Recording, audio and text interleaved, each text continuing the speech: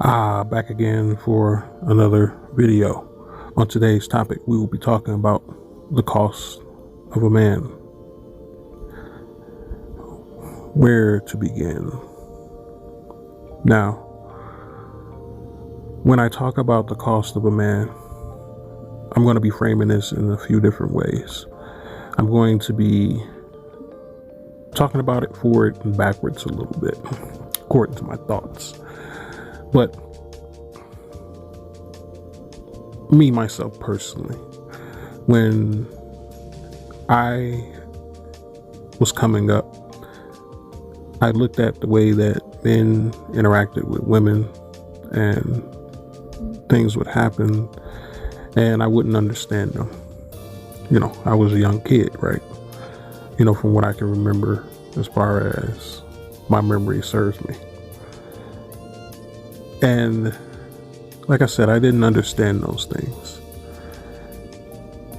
I look at it very differently now as a man who has been through a few encounters with women in various different stages, you know, from friends with benefits to serious relationships to having submissives to, you know, even managing women. I've done the range of things, to being married, you know, to being a side dude at one point, unbeknownst to my own knowledge, right? I think you guys know that story. It was one of my first videos. But I've been in a lot of different phases, and I used to think that there was something wrong with me. And of course, now I see that it's clearly nothing wrong with me. But yet and still, the results are the results. The truth is the truth. It's always consistent. I realize that this world is built on lies. I realize that people have been fed lies since their birth.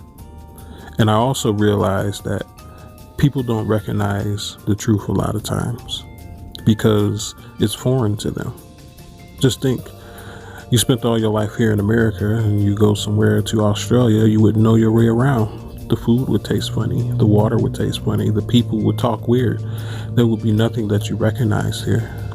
But yet, it's land, it's food, and they're people. No different than where you come from. So what changes this? Perception.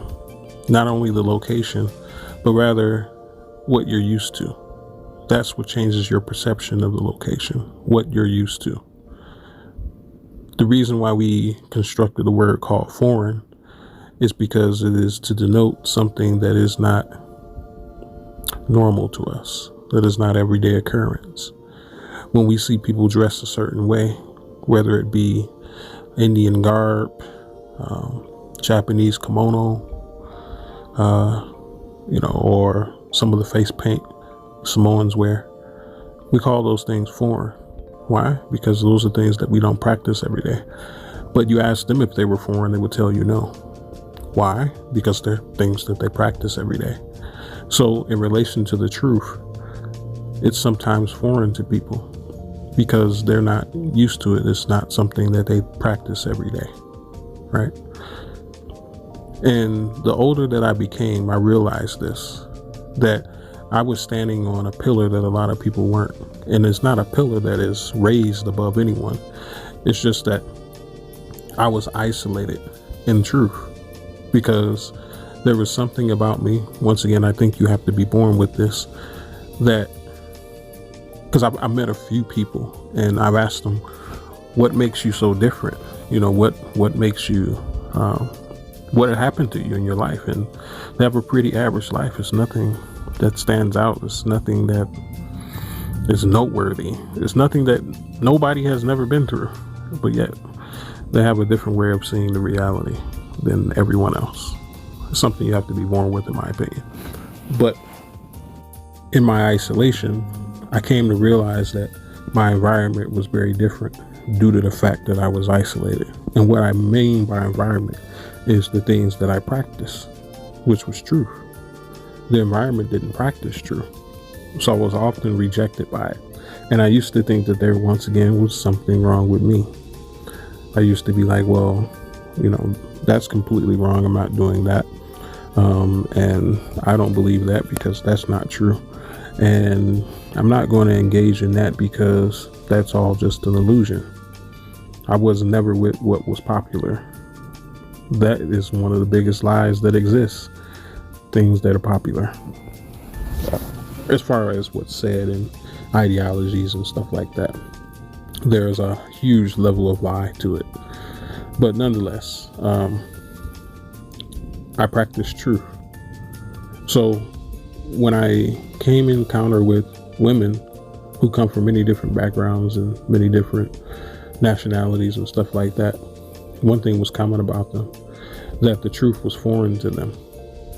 So when I gave them the truth and I fed them the truth, they oftentimes didn't recognize it.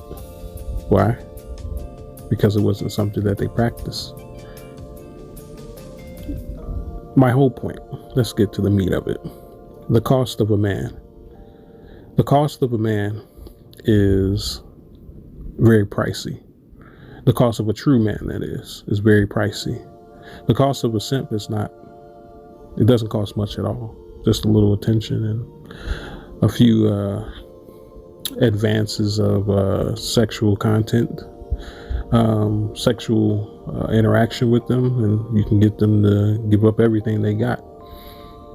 But the cost of a man, a true man, is very different. And that's what I realized myself to be over time. Because I was wondering, why is it that there aren't a lot of women who want to buy my product of leadership, that is, my product of being in my existence, the truth of who I am? Why is it that they didn't want this product? And I'm like, it's pretty much really good. It's something to definitely have. It's something that you shouldn't do without, because it's built off the truth. And women didn't want to buy it. And those who attempted to make payments on it, they defaulted every time. And once again, I got those feelings of maybe there's something wrong with me. But then I was like, nah, it can't be, because I'm truthful. I'm honest in what I say and what I choose to do and how I move, and there's value in the truth. The truth is worth a lot of money. It's worth a lot of money. You have no idea what people will pay for the truth, but yet it is a socially frowned upon thing. The truth is not popular, right? It's so crazy. It's like it's an underworld or something where it's like a black market where they'll buy truths for absorbent amount of money, but in reality, they say that that's not worth anything. It's so crazy. And this is very much a part of the BDSM world as well. You'll be surprised at some of the things that people will pay for. People will pay money to be degraded. And I'm talking good money. I'm talking like $800 an hour a session just to be degraded. Nothing sexual. Don't even have to touch them. People will pay for this. People will pay for the truth of who they are. A place where they can express the truth of their existence. But this is my everyday life. I don't have to pay anybody for it. People pay me for it. People pay me for the leadership that they can't give themselves. That's what I get paid for. But nonetheless, once again, a lot of these women default because it's an ongoing payment that they have to make. It's not something that you have enough cash to cash out on, enough currency to cash out on. But once again, back to the feelings, right? And I started to realize again that I'm expensive. It's nothing wrong with me. Not everybody drives a Ferrari, right? Why? Because they're expensive. Not everybody drives a Bentley. Why? Because they're expensive. That's why. Not everybody has these things, but everybody wants it, right?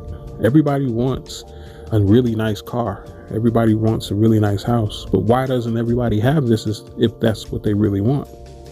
It's expensive. So just because people want it and don't buy it, does it mean that it's worthless? No. It means that it's out of their price range. And that's what a lot of true men are. A lot of true men are out of the price range of a lot of women. Women attempt to make payments and they default. They default in the currency that was supposed to be exchanged for the luxury that they get to enjoy. Something that's very different from the rest. Something that is of high quality. Something that is to be prized. They default.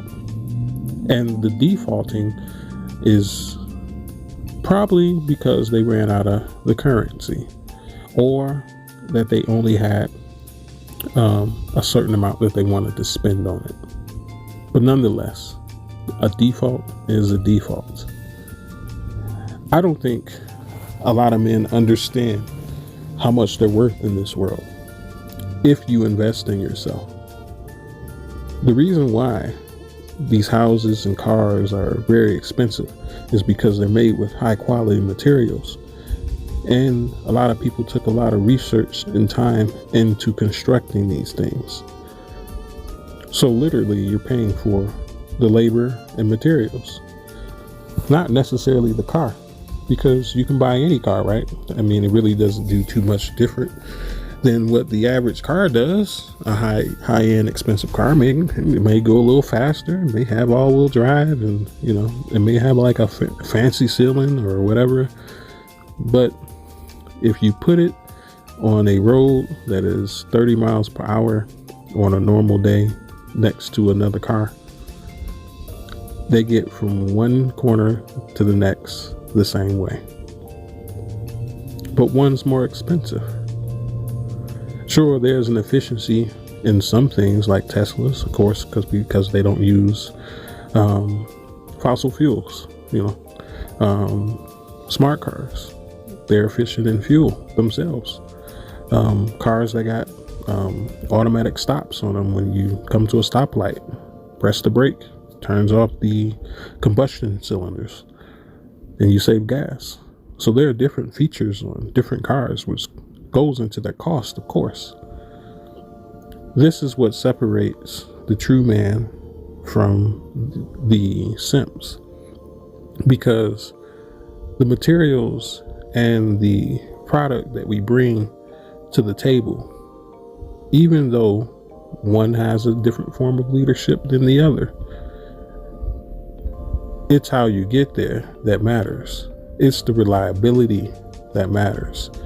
It's the luxury of having someone to guide you properly versus having a breakdown here and there, and this car needing parts every 2 weeks, and your car is in the shop, and those type of things become a headache after a while, versus having a nice new expensive car that has all the warranties on it and is rated very good in safety. And if you get to join a nice little club because you own this car with the dealership or the manufacturer, those types of things.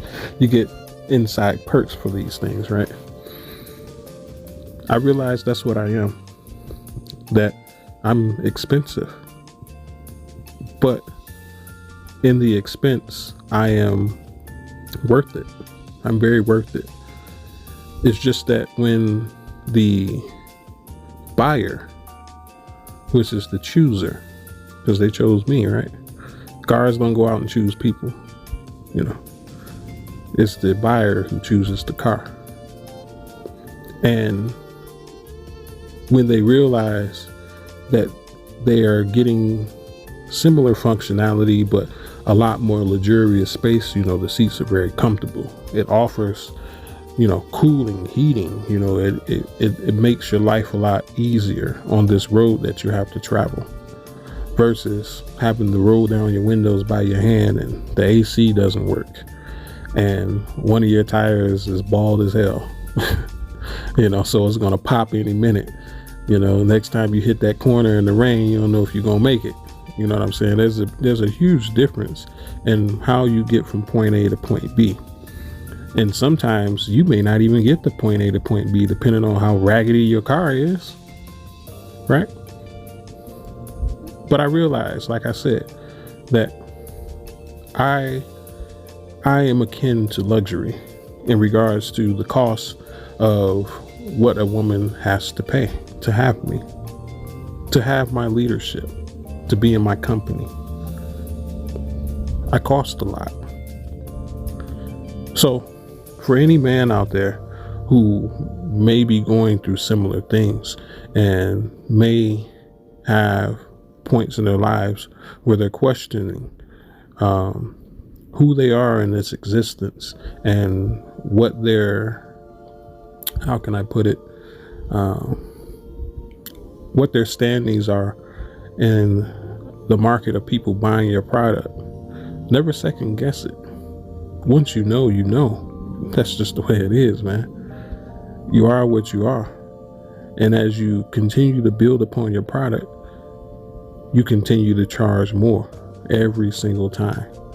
So don't be misguided by the lack of buyers. It's because people can't afford you. People can't pay the cost that it takes in order to be in your life, in order to get the leadership, in order to experience what it's like to have a peaceful ride on this road that they have to travel anyways. A lot of these women would rather walk. What do they call them? Nike Chevrolets. That's what they call them. Something like that. I don't know. When they akin your shoes to a car. Yeah. That's the equivalent of the simps for them. They don't cost a bunch of money, but they get them somewhere. But they're not going to get them there fast, and they're not going to get them there efficient. They're not going to get them there in luxury. They're not going to get them there in comfort. They're not going to get them there as expediently as they would like to. So never second guess your product, because the cost of a true man is hard for many, many, many people to pay for. But like, comment, and share. Check me out on Facebook. Check me out on Patreon. But until next time, this has been a Wolf in Beta Clothes. May you have a good day, and peace be with you.